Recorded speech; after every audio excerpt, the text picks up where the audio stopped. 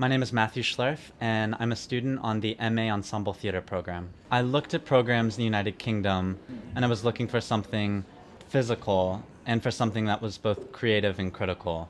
I knew I wanted to be doing practice, I wanted to be moving and in a studio, but I also wanted there to be a lot of research. I really felt like the culture and the philosophy of this program specifically was exactly what I wanted. It had that combination. What drew us to a master's in ensemble theater was not so much exactly what we might learn, the specific skills, the specific lessons or methods, methodologies, but really the fact that we were learning collaboratively and learning how to learn collaboratively. And after 9 months, being with a group of people of all different backgrounds and trainings and personalities, I have learned the most from learning with those other people in terms of these principles in actor training that have to do with an availability, a willingness to be changed in a very simple, immediate way to become another character, but also just to be changed at any given moment by the impulses of another actor, by the newness, the richness of a space,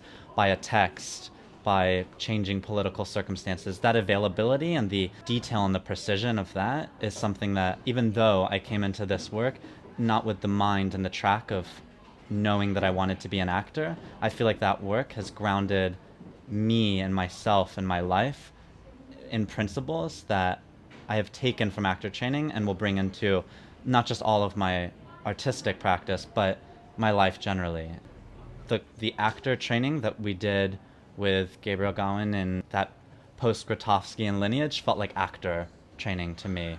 For whatever reason, that's just the term that comes to mind. But in our devising process, I felt more like a performer, in part because there was more movement work in the sense of acro balance work, or at times we were doing fight choreography, and at times we were doing check-off text work. We were moving between different methods and forms so much that the catch-all of being a performer seemed more appropriate.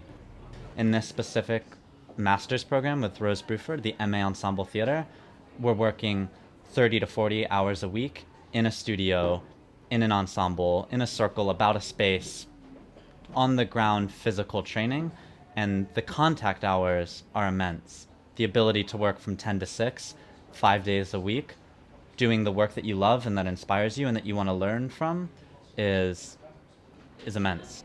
There's something in the actor training work from the first 6 months of our master's work, the work with Gabriel in the space, in the circle, working with those Grotowskian principles, that at a point Gabriel had told me, I think one of the biggest things you'll notice in a year's time is, most simply, your sense of time will change. And that's working in me, and I'm feeling that, just this sense of I have more control over my sense of time and space, and when I'm listening to someone, that has become an event that I'm trying to be more precise within. And when I'm working with someone, again, an event, a space opens that I'm trying to actually understand what's being communicated. I was drawn here by people who run this program, and I developed relationships with now I've developed even more relationships. There are certainly master's programs that are marketed to people who want skill acquisition, and they're looking for skill, and they're looking to become a model of a performer. But with this master's program, uniquely, with Rose Bruford and Ensemble Theater, I don't feel it's directed toward the development of a specific skill set developed in a way for you to search within yourself and to search through other people, recognizing the person that you want to be, and therefore the artist that you want to be. And I think you need to be prepared to be confronted with yourself in that training. And that is not easy. It's really hard, and it's very vulnerable work, and it can feel shattering to be so confronted by yourself. But I think that ultimately will put you in a position to be better guided toward the work you want to do, as opposed to feeling so comfortable, but I think in a way fixed with yourself and what you want to be, and moving into a path that you may not actually be grounded in yourself in that work. For me, with this master's program, you have to be seeking that sense of self-realization.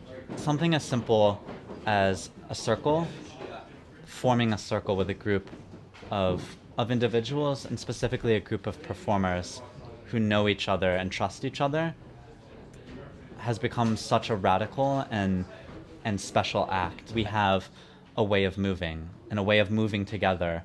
We've said recently it's that 16th member of the ensemble itself that emerges, especially in those moments where we are scattering and milling about that upper room of St. Barnabas Church in Dalston, with the floor that we know so intimately with our feet and our hands, and the windows there and the air. And when we move about that space, something happens. A show doesn't emerge out of the air, but an atmosphere is created that allows us, I think, to be our best selves and our best performers and our most generous selves and our most generous and open performing selves. My advice to anyone considering the master's programs with Rose Bruford is to be ready to lose yourself. And I mean that in the sense of, especially if you're moving to this city, to this country, to do this program, that is an incredible opportunity to invent the self that you want to bring into this program, or better yet, to find yourself in this program. If there's a time in your life where you will be fully supported to lose yourself and to be vulnerable and to be changed, I think a master's program in ensemble training is where it will happen. And I don't say that to say that it will be easy, but it's important, and I think that it's what really draws that self-selecting bunch that wants to come for this training.